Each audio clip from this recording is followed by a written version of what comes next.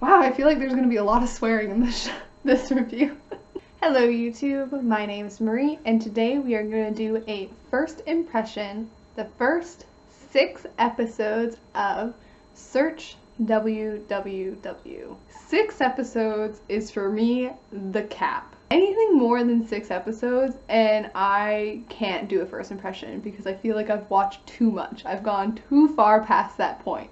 That is what happened with Angel's Last Mission. So I binged everything that was available, not thinking I would, and then realized, oh fuck, now I have to wait. And the show is so good. Might as well take this opportunity to do a first impression. So what is Search WW about? This show follows a career woman in the tech industry. Our female lead is in her 30s and she has spent her youth working at Unicorn, a company very similar to Google. It is a search engine, but it also branches out into tech and into games, and it's like a big conglomerate. And she is a director at Unicorn, very good at her job, extremely professional, has a working relationship with her superior.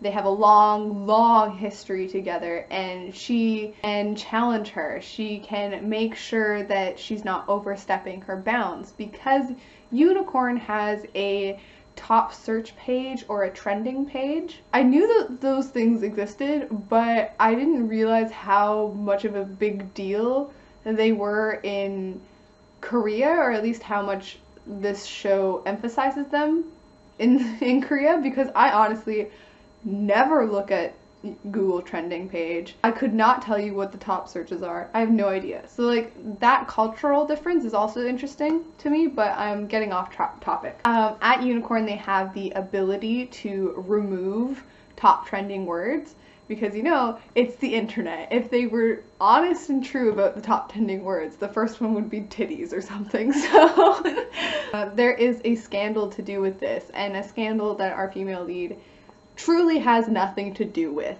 but she is forced into being the face of the scandal. She has to go to a criminal hearing, and she's made into a scapegoat for the company Unicorn. They take any chance that they can get to then fire her. Being hurt, and rightly so, our female lead takes a job at a rival company. I can't remember the name of it, but we'll call it Bing. And there she forms a task force to make Bing #1 over Unicorn. Now, you may be thinking to yourself, Marie, where's the romance? And there is a romantic subplot within these first handful of episodes. But the true story here, at least so far, is not about the romance. It is about the interactions between powerful, strong, flawed women, and it's wonderful to watch. The relationships are complex and they develop, and there's betrayal and there's new friendship and there's relying on each other. I think it was episode 4 or 5 where the girl camaraderie see, I just got speechless thinking about it. The camaraderie between the female coworkers in the one of the last few episodes that I watched gave me a wonderful feeling because it felt very genuine, like something I haven't seen very often, and it gave me chills. And for the first 3 episodes, I was hyper aware of how many women were in power in this show and how few male characters we were given. There's always a pendulum effect where you're gonna have too much of one thing and then you're gonna swing to the other side and have too much of the other, and eventually you'll swing back and find a happy medium. For the first few episodes, I was very aware of the fact that I think we had swung a bit too far. I was like, there's too much estrogen in this show. I need some strong male characters. Give me some testosterone. But at a certain point, I loved the portrayal of these female characters so much that I was like, fuck it, I'm enjoying this. I don't know how much guys are going to enjoy this because there's not many people for them to relate to, but I'm having a good time. I think part of the reasons why I'm having such a good time is because the characters are very dynamic and they're not perfect. These women are strong, quote unquote strong women, but they're very flawed at the same time. And they still show moments of femininity. So our female lead, again, very strong, a very professional, very suit and tie like lady, but she has these very relatable moments where she's like, oh, I want to look fierce, what color lipstick would I wear? So fucking relatable. I'm just blown away. The script in general, if we're talking about writing, the script in general is wonderful. There is a lot of really insightful conversations that don't seem forced, that seemed like things that would actually be talked about. Wow, I feel like there's going to be a lot of swearing in this review. The other character, the other female character, can't remember her name. She goes by Scarlett, and she has got some anger management issues. But again, seeing her just wreck shit and taking such enjoyment out of breaking things, it's something you very rarely ever see a female character do on screen.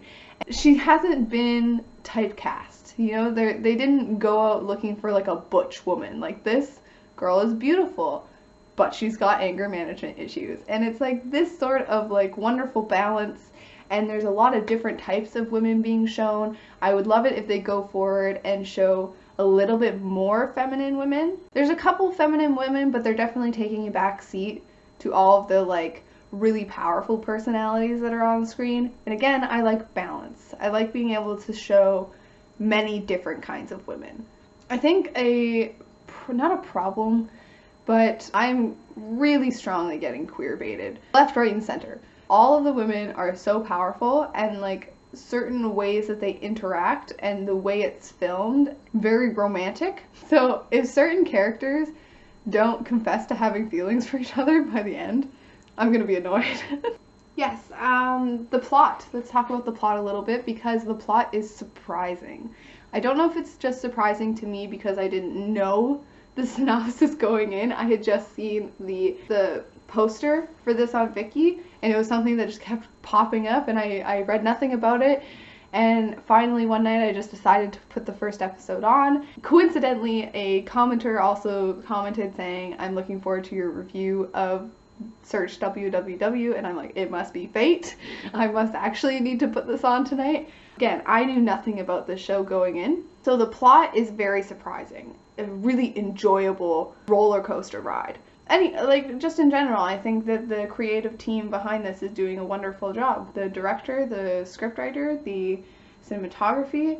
If I were to predict, this show I think is going to have really long legs. Yeah, I can see years down the line this will be a show that people continue to talk about.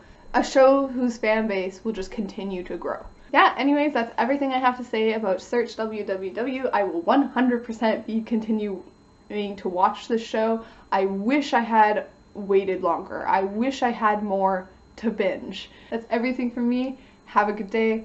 Have a good night. Bye.